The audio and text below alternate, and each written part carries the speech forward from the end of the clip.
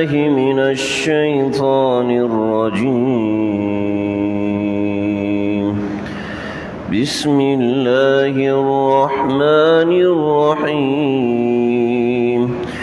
فلما ذهبوا به وأجمعوا أن يجعلوه في غيابة الجب وأوحينا إليه لتنبئنهم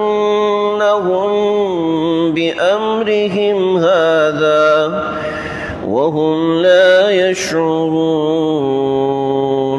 وجاءوا أباهم عشاء يبكون.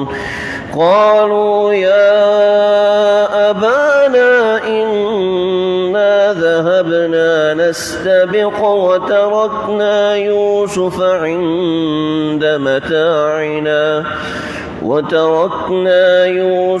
عند متاعنا فأكله الذئب وما أنت بمؤمن لنا ولو كنا صادقين.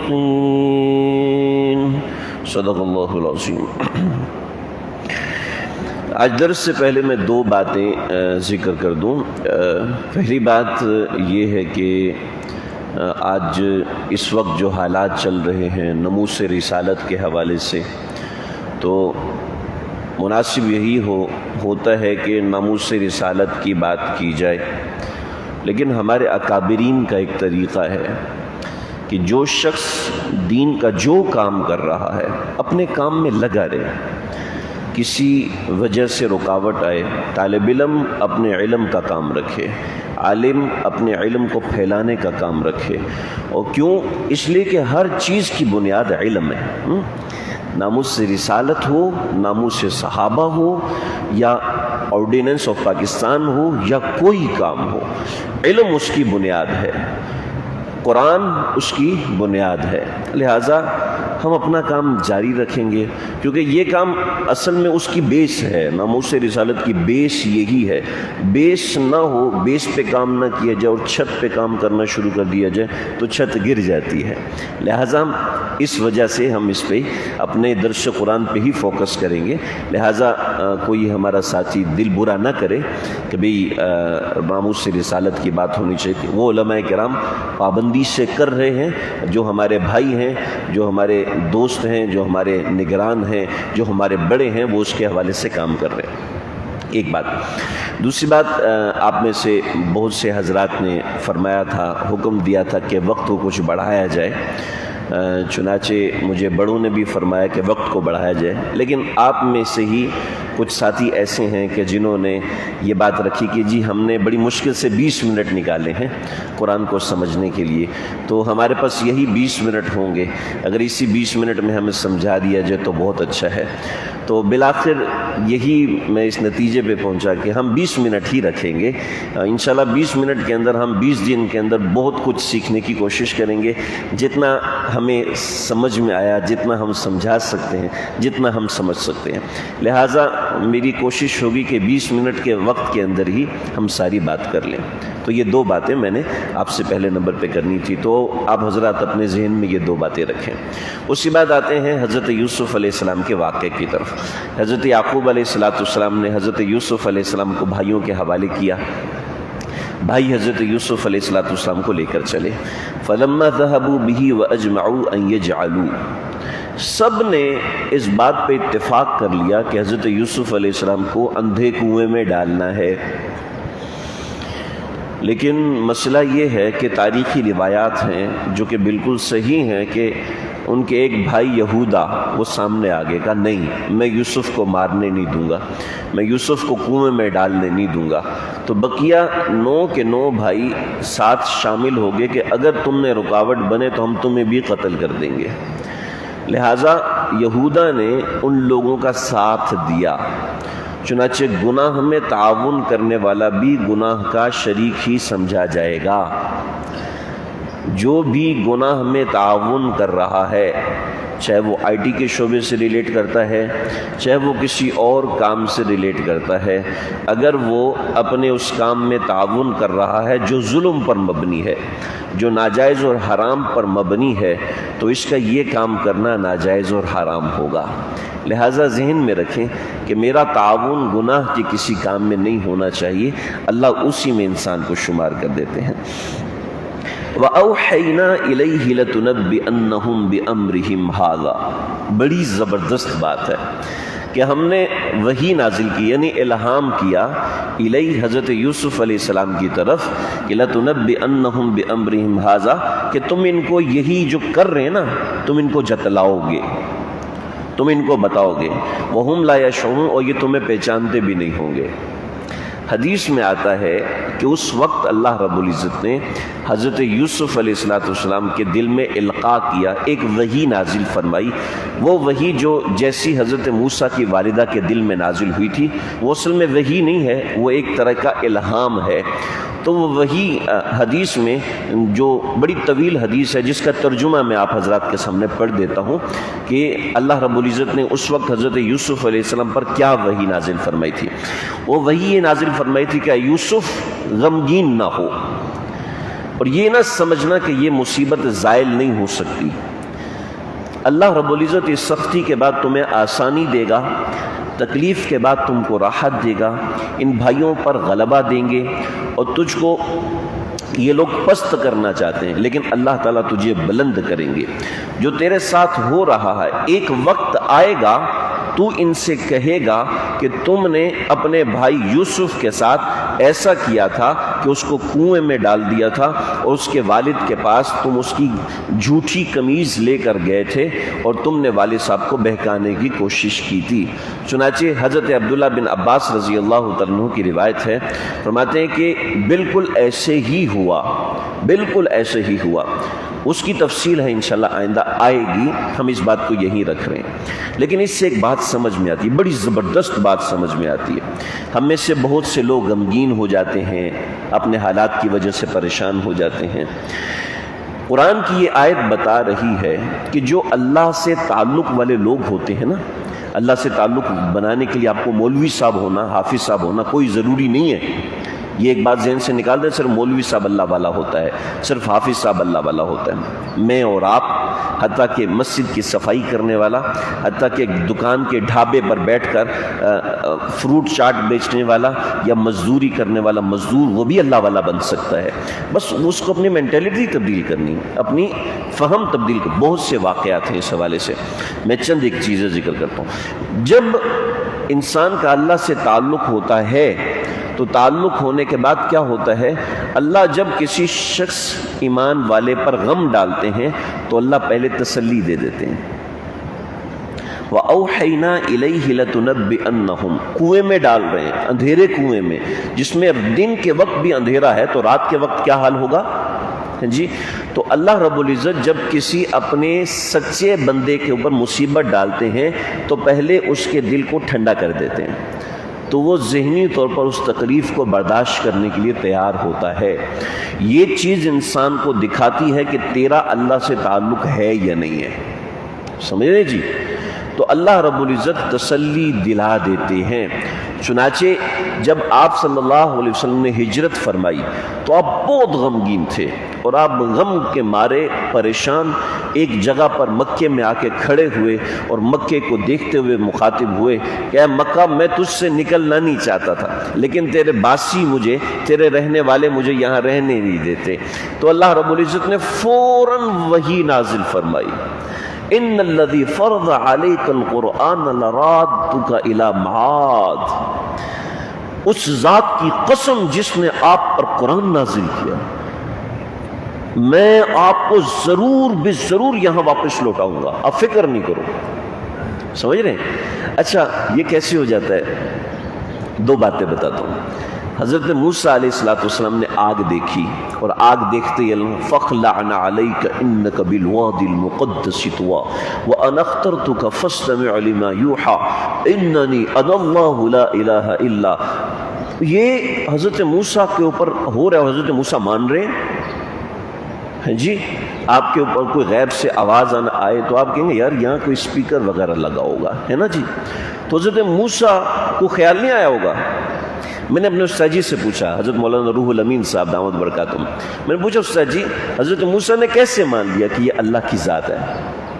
تو استاد جی نے فرمایا کہ میاں ہم سنتے ہیں اپنے کان سے، جب وحی اور الہام الہی ہوتا ہے تو انسان اپنے سر سے بھی سنتا ہے، اپنی انگلیوں سے بھی سن رہا، اپنی آنکھوں سے بھی سن رہا ہوتا ہے، اپنے پاؤں سے بھی، جسم کے ایک ایک مسام سے سن رہا ہوتا ہے.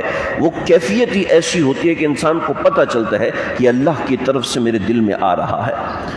انسان کو یقین ہوتا ہے. میں آپ کو ایک مثال کے طور پہ قصہ سناتا ہوں. ہمارے وہاڑی، میں بورے والا کا رہنے والا ہوں، وہاڑی میں ایک مدرسہ ہے خالد بن ولید. اس مدرسے میں اللہ کرے آپ کو جانا نصیب ہو تو 1990 کے اندر ایسا ہوا تھا کہ مدرسے کے ساتھ قریب میں ایک نہر کھودی جا رہی تھی حکومت پاکستان کی طرف سے. تو مدرسے کے ایک استاد کو خواب آیا، ایک صحابی رسول کی زیارت ہوئی کہ ہم یہاں پر صحابہ کرام ہم یہاں پر مدفون ہیں، یہ نہر کھودی جا رہی ہے جس سے ہماری قبروں کو نقصان ہو رہا ہے، نعشوں کو نقصان ہو رہا ہے، لہٰذا ہمارے یہاں سے نکالنے کا انتظام کریں. ایک دن خواب آیا، دوسرے دن خواب آیا، تیسرے دن خواب، 3 دن خواب آئے. 3 دن خواب کے بعد ایک استاد نے کہا کہ بھئی میں پریشان ہوں، حدیث کا استاد، میں پریشان ہوں، مجھے یہ خواب آیا. دوسرے نے کہا بھئی مجھے بھی 3 دن سے یہی خواب آیا. تیسرے نے کہا مجھے بھی 3 دن سے یہ خواب آ رہا ہے. چوتھے نے کہا مجھے بھی 3 دن سے یہ خواب آ رہا ہے. 4 اساتذہ کرام نے خواب دیکھا. چنانچہ مفتی ارشاد صاحب سے رابطہ کیا، ان کا حکومت سے لنک تھا، ان سے رابطہ کیا، نہر کو رکوایا گیا، پھر وہاں پہ کھدائی کروائی گئی. واقعتاً وہاں پر 2 صحابہ کرام کی نعش مبارک موجود تھی. تو اس کو حفاظت سے خالد بن ولید جو ٹونکی میں مدرسہ ہے وہاڑی کے اندر، وہاں پر دفن کیا گیا. آج بھی وہاں پر موجود ہیں ان کی قبریں. لیکن اب علماء کرام کا آپس میں مشورہ ہوا، وہ یہ کہ واقعتاً یہ صحابہ ہیں. کیا دلیل ہے صحابہ کرام؟ خواب تو کوئی دلیل نہیں ہے. لہٰذا ہم نہیں کہیں گے کہ یہ صحابہ ہیں، لیکن وہ 4 علماء ان کو تو پتہ نہیں کہ صحابی ہیں، لہٰذا وہ کہہ سکتے ہیں کہ یہ صحابہ کرام ہیں. اس کے علاوہ کوئی دوسرا یہ دعویٰ نہیں کر سکتا کہ وہ صحابی ہے، کیونکہ اس کے اوپر گزری ہے. لہٰذا جس کو الہام ہوتا ہے اس کو پتہ ہوتا ہے کہ ہاں یہ ہے تو سچ، یہ ایسا ہی ہے، لیکن میں کسی کو جتلا نہیں سکتا، لیکن ہے بالکل یہی جو میرے دل میں آ رہا ہے. سمجھ رہے؟ تو الہام جو ہوتا ہے، جو آپ کا خواب ہوتا ہے، وہ دوسرا تو کہہ سکتے نہیں ایسی مار رہا ہے، لمبی لمبی چھوڑ رہا ہے، لیکن کیا ہے، لیکن یہ ہے کہ جو خواب دیکھ رہا ہے وہ جانتا ہے کہ ہاں میں نے دیکھا ہے، مجھے پتہ ہے کہ خواب میں ایسا ہوا ہے. لہٰذا الہام ایسے ہوتا ہے کہ انسان کو اندر ٹھنڈا پڑ جاتا ہے، ہاں ایسا ہی ہے. حضرت موسیٰ علیہ السلام کو جب پانی میں ڈالا جا رہا تھا تو اللہ رب العزت نے وعدہ کیا ام موسیٰ سے کہ میں انا رادوہ الیک، میں اس کو تیرے گود میں پہنچاؤں گا. چنانچہ گود میں پہنچایا، گود میں پہنچاؤں گا. اللہ رب العزت پہلے تسلی دے دے. جنگ احد ہوئی، تکلیف آنے والی تھی، آپ صلی اللہ علیہ وسلم کو خواب آیا. آپ نے صحابہ سے بتایا کہ میں نے دیکھا ہے کہ خواب میں میری تلوار ذوالفقار وہ ٹوٹ گئی ہے اور کئی صحابہ کرام شہید ہو گئے ہیں. پہلے اللہ رب العزت نے تسلی دے دی. بدر کے لیے نکل رہے ہیں تو یوں سمجھ رہے تھے کہ جیسے ہمیں آگ میں جھونکا جا رہا ہے، تو اللہ نے مسلمانوں کو تسلی دی، گھبراؤ نہیں، کہ انی ممدکم بثلاثۃ آلاف من الملائکۃ مردفین، میں 3000 فرشتوں سے تمہاری مدد کروں گا، گھبرانا نہیں. مسلمانوں کو ایک تسلی دے دیتے ہیں. ایسے ہی جو اللہ والا، جو اللہ سے تعلق بنانے والا ہوتا ہے، اللہ اس پہ غم ڈالتے ہیں، لیکن غم ڈالنے سے پہلے اس کو تسلی دے دیتے ہیں کہ تم نے گھبرانا نہیں ہے، تمہارے ساتھ یہ ہونے والا ہے. چنانچہ حضرت ابراہیم علیہ السلام بڑی تسلی میں تھے جب ان کو آگ میں پھینکا جا رہا تھا اور فرشتے بھی آگے پیچھے بھاگ رہے ہیں کہ آپ ہمیں بتائیں، لیکن اللہ رب العزت نے پہلے سے تسلی دی، گھبرانا نہیں، میں تمہارے ساتھ ہوں، پریشان نہیں ہونا، میں تمہارے ساتھ ہوں. تو دوستو ہم یہ چیز اپنے اندر محسوس کریں، اپنا تعلق ایسے بنائیں کہ ہمارے اوپر کوئی غم آئے اس سے پہلے اللہ رب العزت کی طرف سے قلب میں تسلی کا سامان ہونا چاہیے. یہ آیت حضرت یعقوب کے لیے، حضرت یوسف کے لیے، یا میرے اور آپ کے لیے بھی ہے؟ میرے اور آپ کے لیے بھی ہے. تو اس کو سمجھے وَأَوْحَيْنَا إِلَيْهِ لَتُنَبِّئَنَّهُمْ بِأَمْرِهِمْ هَذَا وَهُمْ لَا يَشْعُرُونَ۔ پھر حضرت یوسف علیہ السلام کو اللہ نے کنویں کے اندر گہرے اندھیرے میں یہ تسلی دے دی، تو حضرت یوسف کے رونے کی آواز بھی باہر نہیں آئی، کیونکہ اللہ نے تسلی دی۔ اللہ کی تسلی ہے تو پھر لہٰذا ایک بات یاد رکھنا، کوئی مسلمان غم میں ہو، کوئی مسلمان تکلیف میں ہو، اس کی تسلی کے کلمات کہنا سنت ہے۔ چنانچہ کسی کا انتقال ہو جائے تو اس وقت تسلی کے کلمات کہنا یہ بہت بڑی سنت ہے۔ اور میں آپ حضرات جو خاص طور پہ دین کا کام کرنے والے لوگ ہیں، تبلیغی جماعت کے لوگ ہیں، خانقاہ کے لوگ ہیں، میں آپ کو ایک تجربے کی بات بتاتا ہوں۔ جب آپ کسی کے لیے تسلی کا سامان کرتے ہیں، اللہ آپ کے لیے راستے کھولتے ہیں، ایسے راستے کھولتے ہیں۔ ہمارے یہ بھائی سعید انور دین میں کیسے جڑے؟ ان کو کسی نے تسلی دی، جب تسلی دی تو دل ٹھنڈا ہوا، ہاں جڑ گئے۔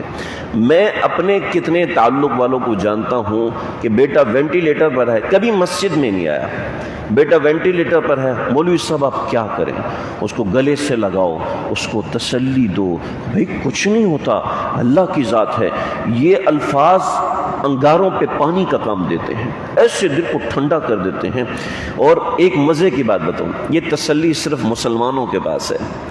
مجھے کئی غیر مسلم حضرات، مرد خواتین کے فون آئے، میں نے کہا معذرت چاہتا ہوں، میں بہت معافی چاہتا ہوں، میرے پاس آپ کے لیے تسلی کے کلمات نہیں ہیں۔ کسی کافر کو آپ کیسے تسلی دیں گے؟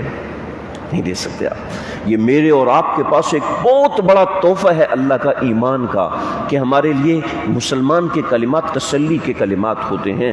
اتنی تلخ زندگی ہوتی ہے ان کفار کی، کیونکہ ان کے پاس کوئی مشن نہیں ہوتا، ان کے پاس کوئی ڈائریکشن نہیں ہوتی چلنے کی۔ انہوں نے خود سے ڈائریکشن بنائی ہوتی ہے، پھر کاٹتے ہیں، پھر ڈائریکشن بناتے ہیں، پھر کاٹتے ہیں، پھر ڈائریکشن بناتے ہیں۔ اللہ رب العزت نے مسلمان بنایا ہے، ایک دوسرے کی تسلی کے کلمات، ایک غم کے موقع پہ گلے مل لینا، یہ اتنی بڑا کام کرتا ہے، اتنا بڑا کام کرتا ہے۔ آپ میں سے ہر بندے پہ کوئی نہ کوئی غم ضرور آیا ہوگا، اس بات کی نشاندہی آپ بھی کر سکتے ہیں۔ فَأَوْحَيْنَا إِلَيْهِ لَتُنَبِّئَنَّهُمْ بِأَمْرِهِمْ هَذَا وَهُمْ لَا يَشْعُرُونَ وَجَاءُوا أَبَاهُمْ عِشَاءً يَبْكُونَ۔ پھر یہ لوگ آئے اپنے والد کے پاس روتے ہوئے، رات کے وقت آئے روتے ہوئے۔ ہر گناہ ایسا ہے کہ وہ آپ کو رلاتا ہے، چاہے دنیا میں رلائے چاہے آخرت میں رلائے، چاہے دنیا میں خوار کرے چاہے آخرت میں خوار کرے۔ اللہ حفاظت فرمائے، دنیا میں اس گناہ کے اوپر رو لیا جائے تو بس، ورنہ یہ گناہ آخرت میں رلاتا ہے۔ حضرت یوسف کے بھائیوں کو رلایا نا ان کے اس گناہ نے، چاہے جھوٹا روئے لیکن رلایا اس گناہ نے، اور پھر ذلیل بھی کیا، رسوا بھی کیا ان کے اس گناہ نے۔ تو وجاءوا اباہم عشاء یبکون، رات کے وقت آئے روتے وقت۔ گناہ کرنے والا ہمیشہ چاہتا ہے کہ میری چیز چھپ جائے، چنانچہ وہ اندھیرے میں کرنے کی کوشش کرتا ہے۔ چنانچہ یہ اندھیرے میں آئے، نمبر ایک تو والد کو پتہ چلے کہ ہم یوسف کو تلاش کرتے رہے ہیں، اور دوسرا یہ آئے کہ رات کے وقت رونے کا پتہ نہ چلے کہ سچا رو رہے ہیں یا جھوٹا رو رہے ہیں۔ چنانچہ قالوا یا ابانا، تورات میں لکھا ہے کہ یہ لوگ آئے اپنے ابا کے پاس، ابو یہ قمیض ملی ہے، اور یہ ہمیں تو لگ رہا ہے یوسف علیہ السلام کی قمیض ہے، تو آپ بتائیں یہ کس کی قمیض ہے؟ کہنے وہ یہ تو یوسف کی قمیض ہے، میں جانتا ہوں۔ تو اللہ رب العزت نے جواب بتا دیا کہ تم نے تورات میں غلط لکھا ہے، ہم نے قرآن میں صحیح لکھا ہے کہ وہ مکاری کرتے ہوئے آئے، رات کو جھوٹا روتے ہوئے آئے۔ قالوا یا ابانا انا ذهبنا نستبق وتركنا يوسف عند متاعنا، ہم لوگ چلے گئے، پھر ہم نے مقابلہ کرنا شروع کیا۔ وتركنا يوسف عند متاعنا، اور یوسف علیہ السلام کو اپنے سامان کے پاس چھوڑ دیا۔ فاكله الذئب، اور اس کو بھیڑیا کھا گیا، اس کو بھیڑیا کھا گیا۔ جو شخص جھوٹا ہوگا نا وہ بہت روئے گا۔ کہیں مقابلہ ہوا نا، کہیں مقابلہ پالا پڑ گیا، تو جو جھوٹا شخص ہوگا نا وہ روئے گا یا رونے والی باتیں کرے گا، وہ اپنے آپ کو مظلوم ثابت کرنے کی کوشش کرے گا۔ قرآن کا یہ طرز بتا رہا ہے۔ اور جو سچا ہوگا اس کے پاس دلیل ہوگی، وہ حوصلے میں بات کرے گا، کوئی مسئلہ نہیں، بولنا ہے جو بولو، میرے پاس یہ دلیل ہے اور میں یہ بتا رہا ہوں، ماننا ہے تو مانو، نہیں تو نہیں ماننا۔ جو سچا ہوتا ہے وہ اپنے حواس کو قائم رکھتا ہے، جو جھوٹا ہوتا ہے وہ حواس باختہ ہو جاتا ہے۔ یہ آیت بتا رہی ہے۔ انا ذهبنا نستبق وترکنا یوسف، ہم گئے، ہم نے یوسف کو اپنے سامان کے پاس چھوڑا، اور ہم لوگ جب بھاگنا شروع ہوئے تو پیچھے سے بھیڑیا آیا اور وہ حضرت یوسف علیہ السلام کو کھا گیا۔ اور کیا ہے بات یہ ہے کہ وما انت بمؤمن لنا، آپ ہمارا اعتبار نہیں کرو گے اگرچہ ہم سچے ہیں۔ یعنی انہوں نے اپنی دلیل خود ہی بتانا شروع کر دی بغیر مانگے۔ تو جو جھوٹا ہوتا ہے نا وہ خود سے دلائل گھڑنا شروع کر دیتا ہے، بتانا شروع کر دیتا ہے۔ جو سچا ہوتا ہے اس سے جب مانگا جاتا ہے تب بتاتا ہے، ورنہ نہیں بتاتا۔ یہاں پر ایک بات یہ ثابت ہو رہی ہے۔ دوسری بات اس کے اندر بڑا زبردست سبق ہے، انا ذهبنا نستبق وترکنا، ایسی کھیل جس کے اندر مسابقہ ہو، جسمانی ورزش ہو، ایسی کھیل شریعت نے بہت پسند کی ہے۔